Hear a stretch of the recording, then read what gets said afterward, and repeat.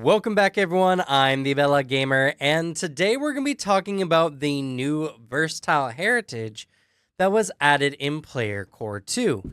I do gotta say, I guess before the video gets started, that this Paizo sent me a copy of the PDF for the purpose of reviews, but this is not sponsored content. So all thoughts and opinions here are my own. Though if we are talking about partnerships, I am partnered with Into the AM. They got me this cool Cthulhu shirt here, and their shirts are really nice. Each of my shirts have gone through the wash a few times, and they fit just as well as when we first got them. They got like a 60% cotton, and they're very, very nice. They actually got a killer deal as well, where you can get 3 of the graphic tees for just a little over $60. But if you use my code, which is linked in the description, you'll get 10% off that deal, making each shirt worth less than 20%. And in addition to that, that 10% discount is on anything on the site. So if you do that, then you help support the channel and can get yourself some nice clothes too. But let's go ahead and talk about the Dragonblood and all the cool things. So the Dragonblood versatile heritage, any, ancestry can take, which is pretty cool, and it gives them draconic features. Now, you can be as dragon-like as you want. For instance, the image they include in the book is a very dragony dragon individual, but you can also just have horns similar to this other image they provided in the book as well. So, this is perfect for everyone who wants to cosplay as a dragon or dragon-esque individual. There's so many really good images out there. If you're a big fan of Final Fantasy XIV, you can make your character look like an Owl Ra. I mean, there's no end to it. And the Dragonblood do offer some interesting things. Just being a Dragonblood at all gives you access to the ability to, whenever you roll a success on a saving throw against a fear effect, you get a critical success instead, similar to how fighters do it. So yeah, that's just a thing for being a Dragonblood, which is a pretty powerful ability.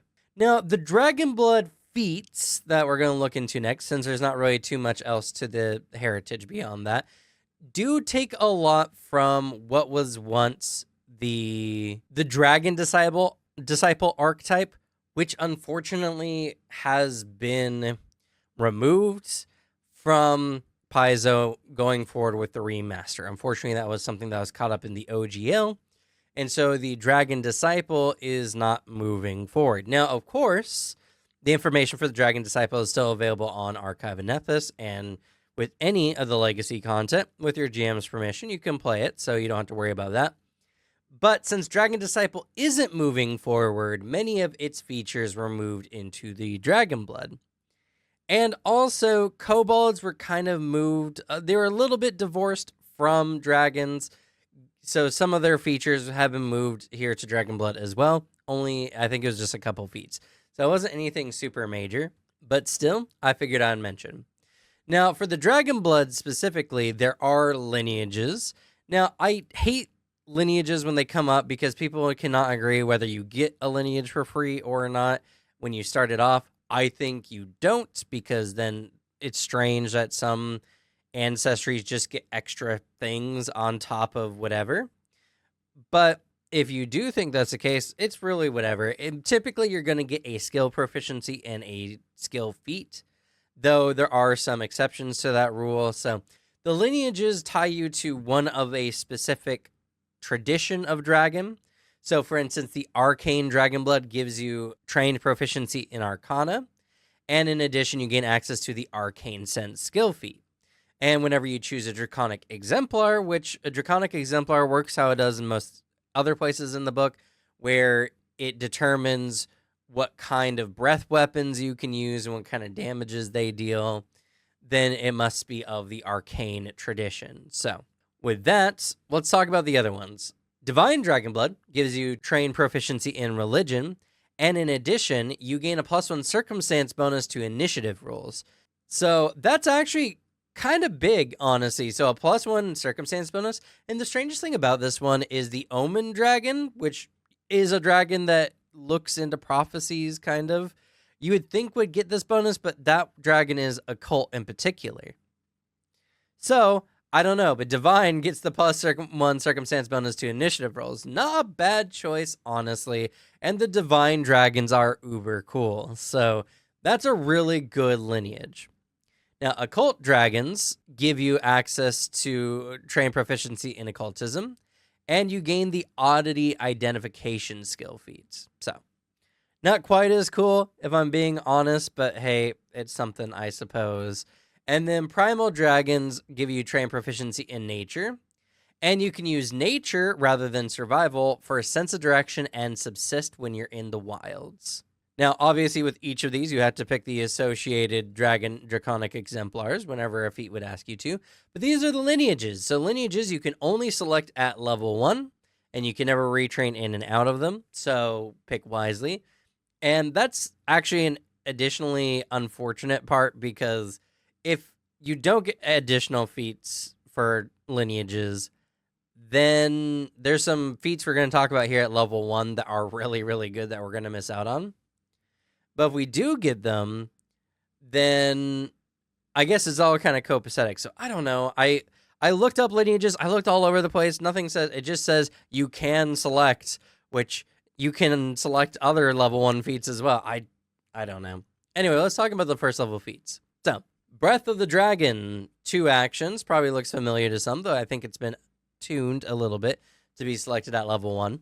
It's a 15-foot cone or a 30-foot line, which, thank you. I'm so sad that many of the other draconic anythings for the classes have been converted all to cones, so welcome back, lines.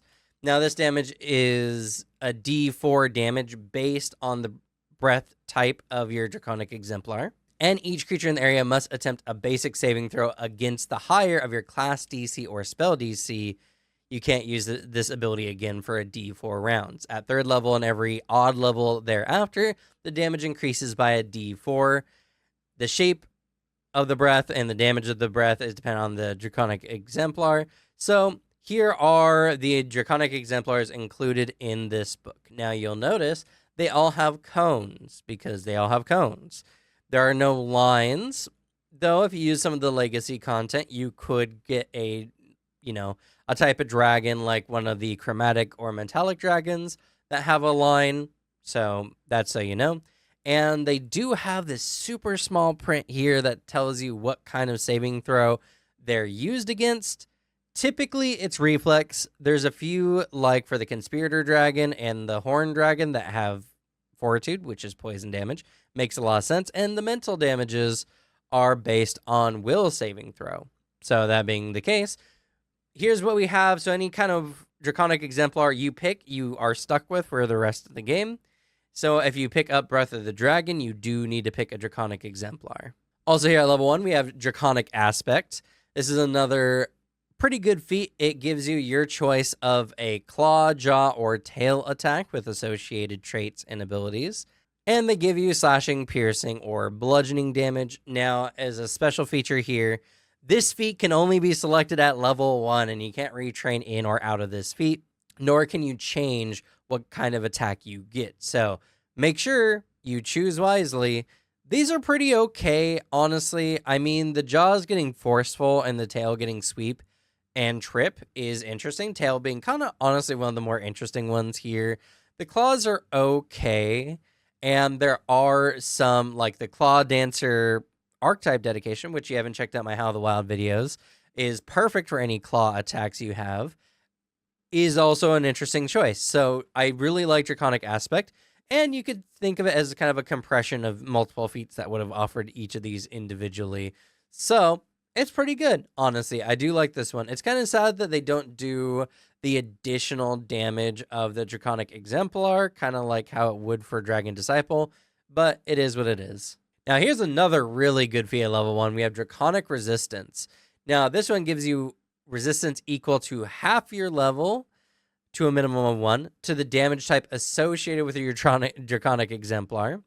You double this resistance against the type of damage dealt to you by dragon. So if it's a dragon, you double the resistance, but for every other source, it is just half your level to a minimum of 1. So this is really good, though I will say they do kind of nerf it a little bit because they're aware of like Adamantine Dragon having bludgeoning damage. It says if your Draconic Exemplar is associated with bludgeoning, piercing, or slashing damage, instead of gaining resistance to that type of damage, you choose acid, cold, fire, electricity, or sonic. So no early level 1, just flat resistance to a physical damage type. I get it. It's a balance purpose thing. It makes some sense, granted. I mean, like, come on, man. I have an adamantine dragon. Just let me be immune to bludgeoning. How many enemies really use bludgeoning that often anyway, honestly? I don't know. But this is to keep things balanced. Kind of. I mean, I guess you get resistance to force, which is super hard to do in this game. So I don't know. I don't see the purpose for this particular change when we have such ridiculous other damage types that we can be resistant to anyway. But it is what it is. So Draconic Resistance is a pretty good feat. Also here at level 1, we have Draconic Sight. If you have low light vision, you get now Dark Vision. Which, actually, there's an error in the tag here I'm just noticing now, because it says you gain low light vision or you gain dark vision if you already have low light vision. That prerequisite, I think, is erroneous. So Draconic Sight gives you either low light or dark vision if you already had low light. That's a little weird, but, you know, can't win them all, I suppose. So Draconic Sight is a decent feat, depending on your campaign. Next up, we have Dragon Lore. This particular lore is pretty okay. It can be really good depending on some campaigns, especially because you gain dragon lore as a part of dragon lore, which is a really good lore if you're hunting dragons specifically or trying to find them or locate them. So it typically will come up in most campaigns that a dragon at some point is associated or related to the plot. So I wouldn't say this one's bad. You also gain trained proficiency in both diplomacy and intimidation, making this really, really good to pick up as a sorcerer, which, you know, obviously draconic sorcerers, you know, they go hand in hand. They're like this. They're like PB&J, so it works out fine. As far as lores are concerned, I think Dragon Lore is a particularly good one if you're going to pick it up with an ancestry or versatile heritage.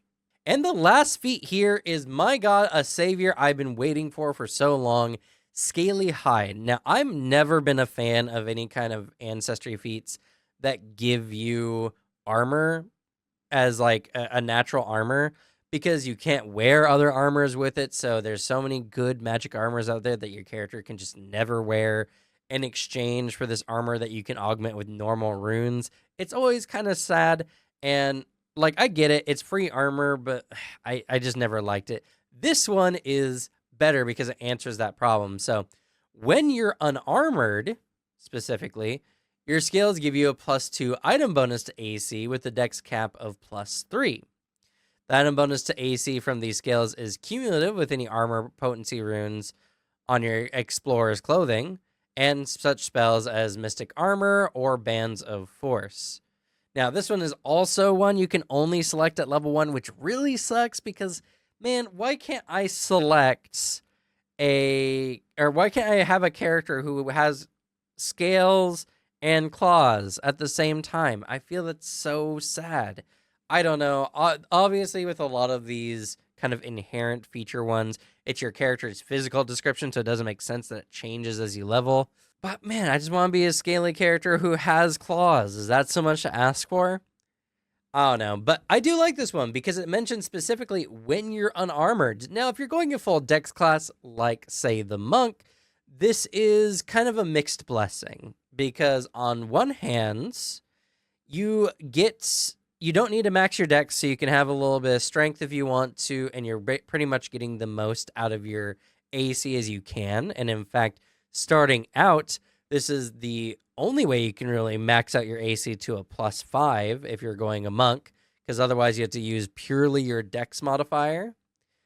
Though, if you're planning on going full dex monk, then this kind of becomes a hindrance because your AC is just not going to scale. Granted, the high-end dex scaling is only like level 15 plus, so I guess it's not that big of a deal, but it can be a thing that comes up later in your campaign and you can't untrain out of this one. So yeah, you know, I do like this one. I do like it especially for monks because it can just give you a little bit more AC at the beginning of the game, which is really, really good. and you'll be pretty competitive with the tankiest of tanks, especially because monks are the only class that starts off expert in unarmored defense. Granted, eventually they typically get outscaled by champion, who just also gets to legendary but in heavy armor, which is typically better. I do really like Scaly Hide. I think this is a very good feat, and I'm very curious to see what kind of things people do with this one in particular. All right, moving on to level 5, we have Deadly Aspect. This gives any unarmed attack that you have with your Draconic Aspect the Deadly D8. So you can't select this feat unless you took Draconic Aspect at level 1. And now you get Deadly D8, which adding an additional trait is pretty good. Honestly, for the tail attack specifically, or jaw attack, I think this is particularly good. The claws getting a Deadly D8 is also not too bad. And if you're going Claw Dancer, that's honestly not a bad way to go about it. So, honestly, I gotta say, Deadly Aspect is a really good feat. Draconic Scent is a very interesting one, and it's so strange. Of all creatures in the game, dragons have the keenest scent of a lot of them. Like, most things associated with them get improved scent, which is interesting. I have a very interesting build for this one. If anyone's played Monster Hunter, I'm thinking of a blind Gormagala barbarian kind of build. It's kind of cool. But Draconic Scent is really good, so you get an imprecise scent with a range of 30 feet. And the GM can double or reduce this in half depending on if the enemy is up or downwind from you, if at their discretion. So Draconic Scent is, I mean, okay. I think there's some interesting things you can do with this one in particular, but I wouldn't say Scent comes in handy all too much. So, to each their own. I like this one, and I have a build idea that might use this, so it's kind of cool. At level 5, we get Dragon's Flight. So this is an action that we can use once per round, and you fly for the action. If you don't normally have a fly speed, which is silly that you would if you had this one, you gain a fly speed of 20 feet for the movement. And if you are on solid feet or ground at the end of the movement, you fall. So this one is the kind of flight feats I like. There's so many bad or like not interesting ones, like, oh, you can glide, but they're not so good. And Dragonblood kind of breaks the convention that Paizo said that they were trying to do. So most ancestry flight based feats, they've kind of paired into this like you need 3 feats to get full flights kind of deal. And Dragon not only has one of the better early level flights because you just get a fly speed for an action. It's only 20 feet, but I think that's completely fine and balanced, to be honest. And you can only use it once per round. But they get true flight next level, which we're going to look at here in a moment. So, I don't know. So, before we get to level 9, where we'll talk about the true flight, let's talk about the final feat here at level 5, which is traditional resistances. So, this requires that you selected one of the lineages at the beginning, one of the types of traditions of Dragonblood. And for this feat particularly, you get a +1 status bonus to AC and saves against spells and other magical effects that share the same tradition as your lineage. This bonus increases to +2 against sleep and paralysis effects. So, yeah, the sleep and paralysis effects is interesting. It seems a little extra, but I'm okay with it. And the +1 status bonus to saves against certain types of spells and damages is pretty good, honestly. If you want to go a full, like, Mage Slayer kind of build, I can see some really interesting things with traditional resistances. At level 9, we get an upgrade to the Breath of the Dragon feat with Formidable Breath. This allows us to increase the area of our Breath of the Dragon to a 30-foot cone or a 60-foot line, and the damage increases to D6s rather than D4s. This is an upgrade that more matches what Dragon Disciple had, so it kind of sucks that now we need a couple feats to get there, but we just have this available to us now as a part of our ancestry, which I think is pretty good, and I think is a pretty fair trade. Now, I mentioned this feat just a little bit earlier, but this is true Dragon's Flight. Your character now just flies at level 9.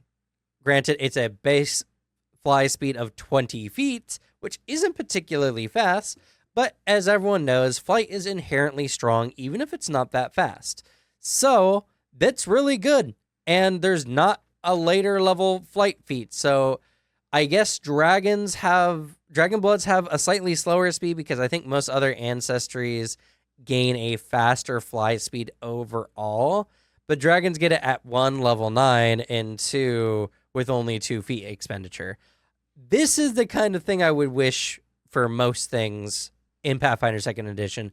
The 2 feats are really good, even though Dragon's True Flight does completely make the old one not worth it anymore. I'll take a 2nd feat to upgrade it to a permanent fly rather than just a once per round fly. I think that's fair. I think 3 feats per flight is a little much for me, and it kind of removes some variety from your ancestry choices because 3 feats is a lot of feats for ancestry feats. So just my particular take.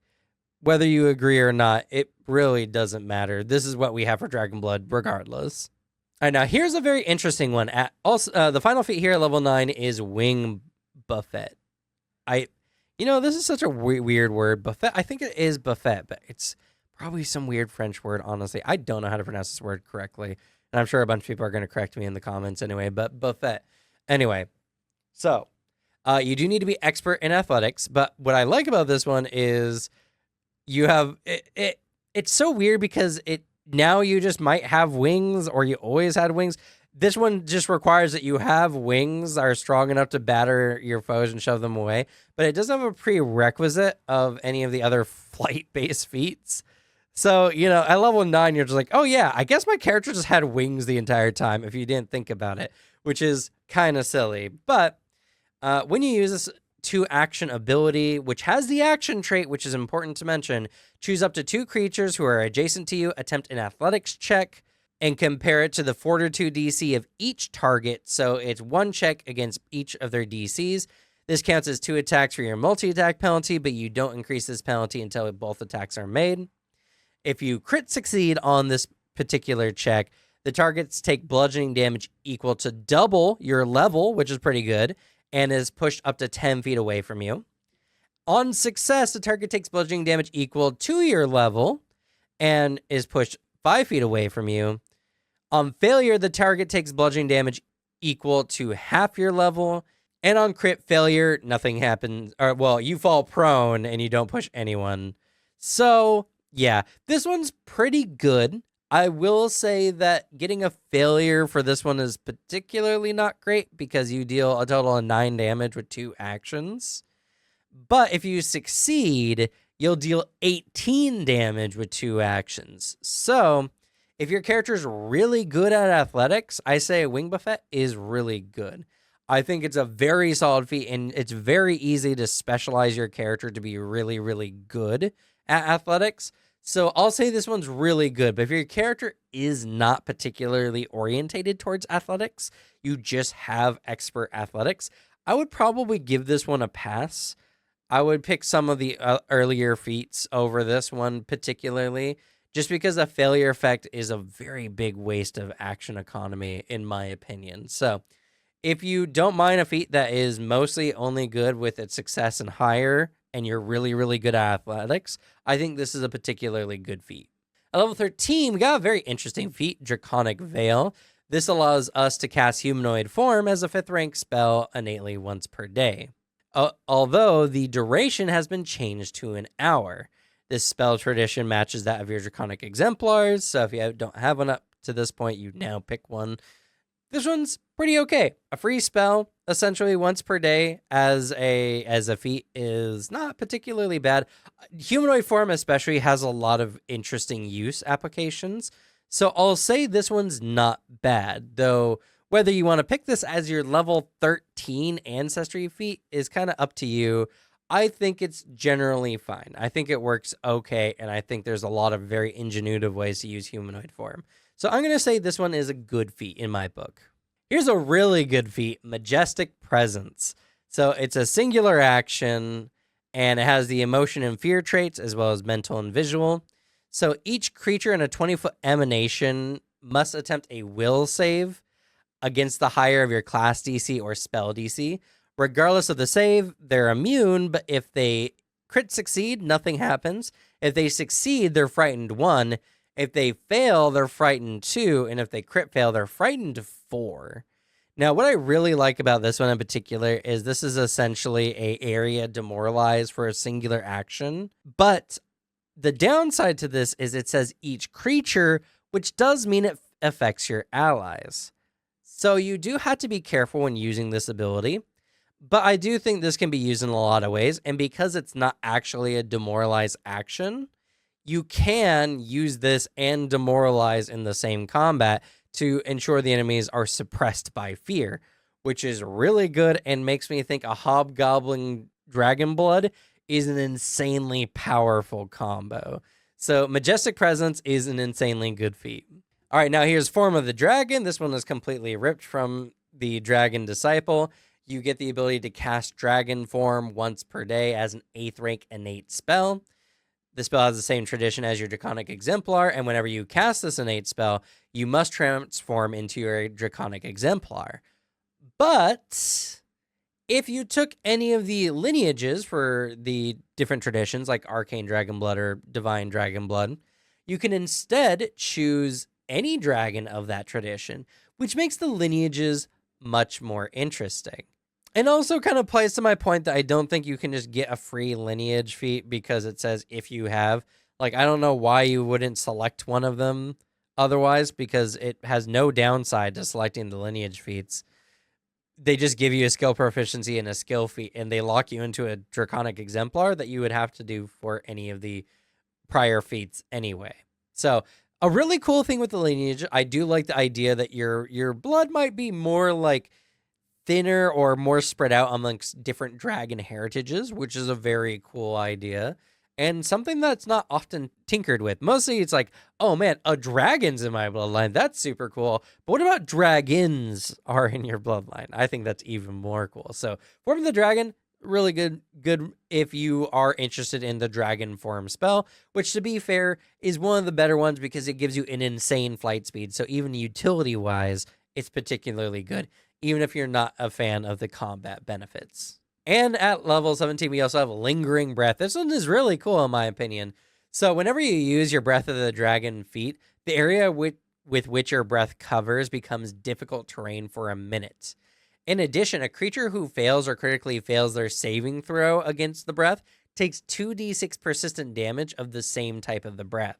This is just an overall big buff to the Dragon Breath. So if you took Dragon Breath of the Dragon, no reason not to select this one unless you really want to go with the Form of the Dragon, I suppose.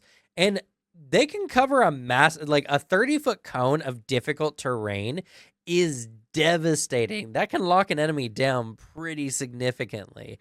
And the extra persistent damage on top is also really solid, especially considering how good some of the damages are, like 2d6 force damage as a persistent damage effect.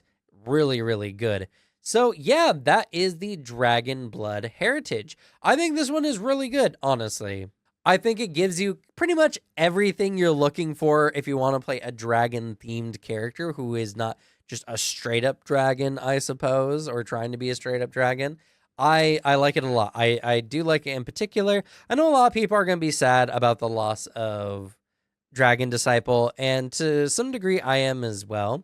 It was never a particular like archetype or back in first edition Prestige I was really interested in, but some people really, really like dragons, and having an entire archetype dedication to a dragon type character is really cool. It's an unfortunate loss. Curse you, Wizards of the Coast. But we're just going to have to move forward with it. But at the very least, I'm glad we now have a versatile heritage or something that lets us play a dragon-esque character right out the gate.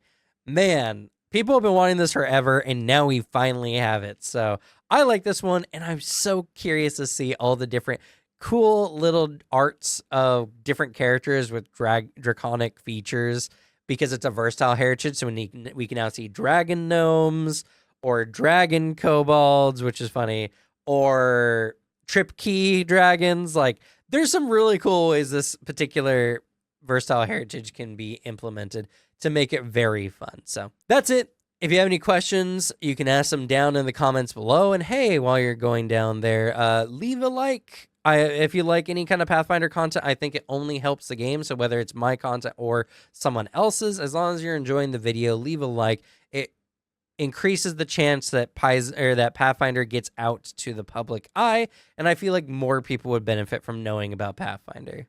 And if you like my content specifically, leave a subscribe, join the channel.